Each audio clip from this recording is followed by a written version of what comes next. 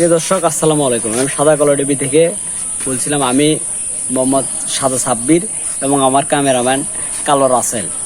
তো আসুন আপনাদের সাথে একটা দোকানের পরিচয় করে দিই এবং সেই দোকানে কুরবানি দিয়ে কত টাকার পানি বিক্রি হলো সেটা অবশ্য আমরা জানবো। আসুন। আসসালামু আলাইকুম। ওয়ালাইকুম সালাম। ভালো আছেন? আছি বা। তো আপনার দোকানে এবার কুরবানি দিয়ে কত টাকার ঠান্ডা পানি নিয়ে আসছিলেন? 50,000 টাকা ঠান্ডা পানি নিচ্ছে এগুলো। তো এবার সেল বিক্রি হচ্ছে কত টাকা? 20-25,000 টাকা বিক্রি আছে। ঈদের দিনে পানি সেজন্য খুব একটা বিক্রি হয়নি। এখন মানে এখনো 30-35,000 টাকা পানি আটকে আছে। আটকে আছে, দেখছেন তো আপনারা সব। তো যাই হোক, আপনার দোকানে আর একটা কথা জানতে চাচ্ছি যে আপনার দোকানে প্রতি বছরে কিরকম টাকা দোকান থেকে আয় হয়? প্রতি বছরে আমার মনে করেন যে আয় হয়, এর মধ্যে বাকি পড়ে থাকে মনে করেন। তারপরেও বাকিটাকে বাদ দিয়ে আয় হয় কত টাকা? 50,000 টাকা আয় হয়। 50-60,000 টাকা ছোট দোকান তো আমার, দেখছেন তো। আচ্ছা। আর বাকি বেশিরভাগই তো বাকি যায় না? বেশিরভাগ বাকি গ্রামের দোকান বইছে না, ব্যবসা বাণিজ্য গরুর ব্যবসাওয়ালারা বেশি ট্যাংরা। ওই ব্যবসা বাণিজ্য যখনই মনে করেন কমে যায়, সরকারে বাকি খাই আমার শেষ করে বেড়াবে।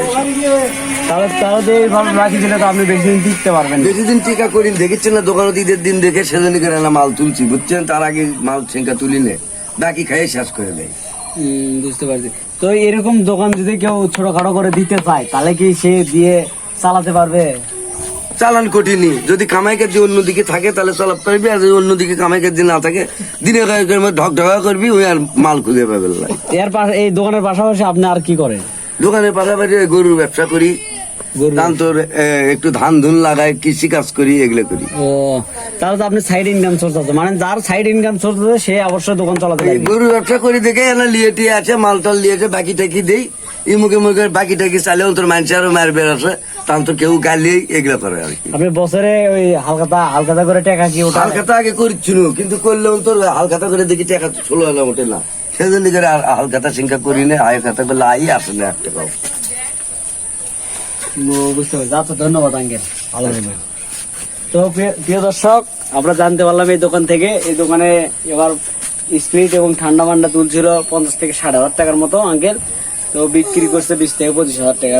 বৃষ্টির কারণে বিক্রি করতে পারেনি, এখনো 30-35,000 টাকার মাল আটকে আছে। তো আর এরকম দোকানে, এরকম গ্রামের ভিতরে দোকান অবশ্যই বাকি যায়, এটা সবাই জানে। কিন্তু আঙ্কেল যেটা বললো, এই হিসেবে একজন সাধারণ একটা দোকানদার দোকান করতে গেলে অবশ্যই তার পুঁজি লাগবে। পুঁজি যদি সে যদি মনে করে যে আমার 50,000-1 লাখ টাকা নিয়ে আমি বলবো, তাহলে ওইটা তবে চাচার কথা হিসেবে 2 মাস। কিন্তু ওই 1 লাখ টাকা পুঁজির পাশাপাশি থাকতে হবে নিজের একটা সাইড ইনকাম সোর্স। তো আশা করি যারা অবশ্যই দোকান দিতে চাচ্ছেন এবং দোকান দিতে ইচ্ছুক, অবশ্যই পুঁজির পাশাপাশি আপনারা নিজে আরো কিছু করার চেষ্টা করবেন। ধন্যবাদ। আমি সাদা কালো টিভি থেকে মোহাম্মদ সাব্বির হোসেন।